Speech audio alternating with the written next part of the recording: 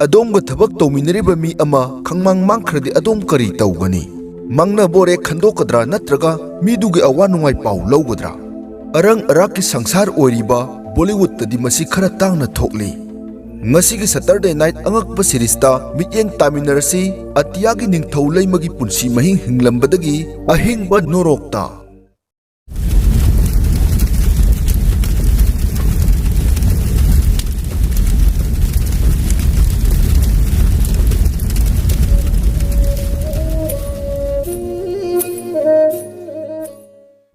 Number 1 Pravin Babi. Bollywood ki yaun porakhiba actress kharagi maming panarakpada Pravin Babi yaudaba yade. Nonglai nungsit kum film industry da amakhakta ngaikhiba matangsu laiki. Adubu khanghaudana 2005 ki January 12 dadi mahaki ka manungda asiba hakchang oina leiramkhi. Sushant Singh mishigi matangda Pravin Babi gi warisu yamna toina ningsingnakhi. Makhoi animakpu Mahesh Bhatna mental problem le hennaba hidak thakibani hainakhi. Mahakna laikidabagi numit marini matung mahaki kadu hangdokhibani. Matamduda mahaki phamung nakalda wheelchair ama leirammi aduga makhongduna gangrene na chasanduna pumtharammi. Numit nini fawbada kana amatana mahaki aroiba karma sonbidrabada Mahesh Bhatna mahaki mathau mangam pangthokpikhi. Number 2 OP Nair. Nisha haibasina pumnamakpu tumna manghanba ngamme. Kairol laikai khudingmakta khudam ama soidana ubiramgani. Bollywood industry gi oina khwaidagi mayek laraba khudamdi OP Nair ne. Veteran actor Dilip Kumar na kumba movie Nayadar gi khwaidagi phawkhiba isai adugi su music director oiramba Onkar Prasad Nair yuda laichuba ama oikhiduna mayumga mari pumnamak thadatnaramme. Matam amagi fauraba music director asigi interview loge hairabadi sel khakta natana yusu tangai fadana changnaramme. 2007 da laikhidraba OP Nair gi aroiba numittu sathina awabagi masak oikhi. Number 3 Achala Sachdev. Bollywood actress Achala Sachdev na mahaki 74 year gi acting career da Bollywood movie chani yankai henbada thabak tawkhi.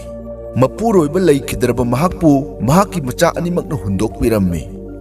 Mahakna ahal oisilaklabada San Seva Foundation NGO gi founder amadi chairman Dr. Vinod Chahana mahaki aroiba mikup phawbadi yengsinbigini haibagi thajaba pirakpagi matung inna mahaki yumdu NGO adudo khudol tawbiramme. Mahaki aroiba mikupta masa pumba paralysis tawduna Pune gi hospital amada laikatnaba ngamkhidabane. Mahaki aroiba numittu yamna pukning nungsiningai machak oikhi. Child artist ama oina horaktuna sahi humudra mari Bollywood industry da thabak tawduna lakhiba Achala Sachdev ki aroiba mikupta Bollywood industry gi maruk mapang amatana mahaki damang lepi khide. Mahaki imung manungi miyoi amatana su mahakbu yengsinbikide. Number 4 Meena Kumari. 90s ki matam faw Bollywood movie yengkhiba miyoi khudimakna Meena Kumari bu khangdaba yaude. Bollywood film industry da tragedy queen gi mingthol fangkhibi mahaki punsisu tragedy amani haibada haiman mathokloi. Mahak pokpa matamda mapana nupi pokle haiduna tuminna machabu doctor manakta hundoklamlaga chatkhi. Pung khara matungda amuk laklaga lawsinki. Mahakna inkalaklaba matam top actress oiraktuna mayumgi mateng fangki. Mahak matamdugi fauraba actor kayana luhongjage hairamme. Adubu Meena Kumari nadi masagi sahi 19 khak ngairingai masadagi sahi 30 hanwa Kamal Amrohiga punsilai punsemkhi. Sahigi matangdadi thoidokte. Adubu Amrohibu luhonglubadagi asoiba ama khaksina mahaki punsi mangnabagi machakchu oikhi. Domestic violence na kham thenglaba matamduda Meena Kumari awapwa thapam oiduna yuda tainakhi hainai. Sahi 12 matungda makhoi ani khainakhi. Madusu divorce pidrabadi Amrohigi Pakijha movie adu Meena Kumari na kumbangamloi haikibadagini. Matamduda mahak depression loinare. 1968 ta mahak liver cirrhosis nare haiba khangkhi. Pakijha movie matam adugi superhit oikhi. Tha ama matungda mahak hospital yauki. Numit nini matung laikatnaba ngamkhidre. Amrohiga khainaraba matung mahak Romendraga mari leinakhi. Dramendra na film industry da nauringai Meena Kumari na mahakpu sembirakibani hainai. Meena Kumari na laikidaba matam aduda mahak masagi sahi 39 khakta ngairamme. Number 5. Mitali Sarama. Bollywood makidi natabi Bhojpuri actress asi matam amada miyamna khwaidagi khoidanaba ama oiramme. RK production na mahakpu list asita hapkatchabagi maramdi mahaki oirakhiba phibam adunani. Sahi taruk muki mamangda Mitali Sarama si bikyari oina thengnarakhi. Mahakna pot huralubagi police ka namnakhibagi warisu laiki.